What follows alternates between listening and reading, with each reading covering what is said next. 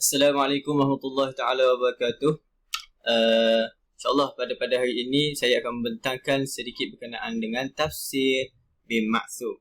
Okay, tafsir bin Ma'thur yang bermaksud menafsirkan ayat Al-Quran itu terus dengan pemahaman daripada Rasulullah SAW, para sahabat dan seterusnya oleh para tabi'in dan sehinggalah sekarang ini yang telah dikutip melalui kutipan-kutipan yang sahih, itu hadis-hadis yang sahih menurut para mufassir, dan termasuklah kerangka-kerangka bagi tafsir bin Ma'thur. Tafsir bin Ma'thur ni mempunyai kita mengambil rujukan, itu sumber-sumber daripada hadis sahih daripada Rasulullah SAW, kata-kata sahabat, kata-kata tabi'in, qiraat syazah, qiraat tafsiriyah. Jadi satu-satu kita pergi ke satu-satu ni insya-Allah. Yang pertama, hadis sahih daripada Rasulullah SAW, iaitu ayat Quran yang tak jelas, jadi diterangkan oleh hadis Rasulullah SAW. Yang kedua, kata-kata sahabat. Kata-kata sahabat ini adalah apa yang dikatakan oleh sahabat itu boleh diterima sebagai sumber. Kerana apa? Kerana sahabat ini bersikap adil, dan mustahillah sahabat ni nak menipu. Jadi yang ketiga, kata-kata tabi'in, iaitu kata-kata tabi'in boleh dijadikan rujukan kerana dia adalah anak murid kepada sahabat, dan mereka bersungguh-sungguh dalam mempelajari Al-Quran.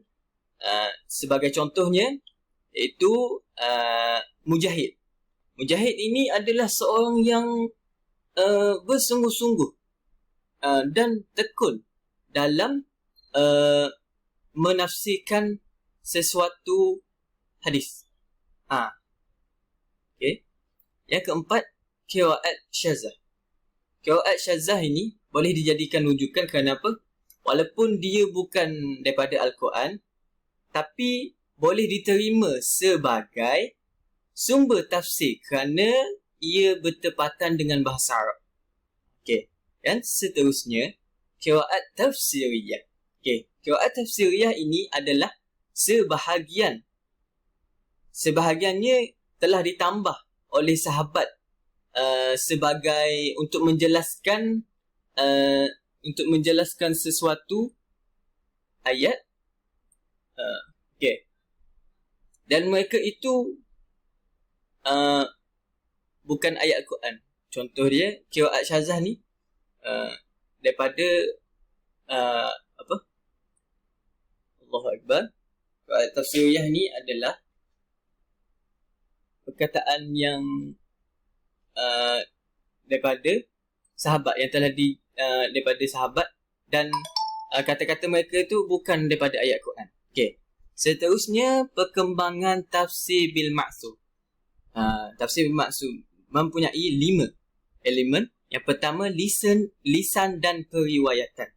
Okay.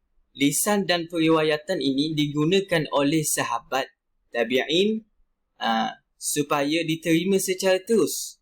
Yakni diterima secara terus pada kurun yang pertama.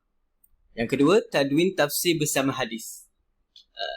Penulisan ini pada zaman tabi'in, pada kurun yang kedua, pada zaman pemerintahan Abbasiyah.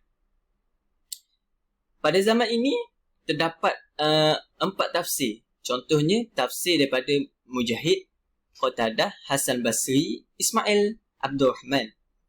Okay. Penulisan ini adalah penulisan yang bercampur aduk hadis dengan tafsir. Okay. Yang ketiga, tadwin tafsir secara sanad.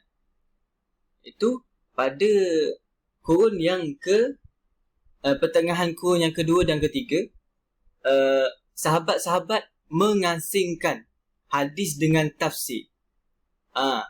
Jadi di sini ada penulisan tafsir secara khusus. Penulisan yang terkenal juga pada zaman ini iaitu penulisan daripada Sufyan As-Sawri. Yang keempat, menyempurnakan penulisan. Jadi tidak diterangkan. Yang kelima, digugurkan sanad. Itu pada zaman ini adalah zaman menghapuskan sanad. Jadi menghapuskan sanad mengakibatkan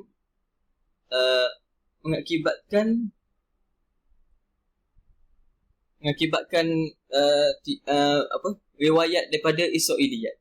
Kerana apa? Dia tidak mempunyai sanad. Pada zaman ini juga zaman menghapuskan sanad. Supaya apa? Supaya lebih mudah untuk memudahkan urusan. Okey. Dan seterusnya, kelemahan yang terdapat dalam tafsir bin Maksud adalah yang pertama, adanya pemalsuan dalam hadis. Jadi pada ni telah tercampur riwayat sahih dengan tak sahih. Jadi ulama mentakhrijkan dan menerangkan kepada umat Islam. Yang kedua, memasukkan kata-kata Israiliyat. Kata-kata ini adalah riwayat yang direka cerita, yang mempunyai tokoh tambah dari ahli kitab. Yang ketiga, digugurkan sanad, iaitu dengan penghazafan, dengan penghafusan sanad ini, kita tidak dapat rujukan yang sahih disebabkan pengguguran sanad itu sendiri. Jadi ulama sahabat-sahabat para tabi'in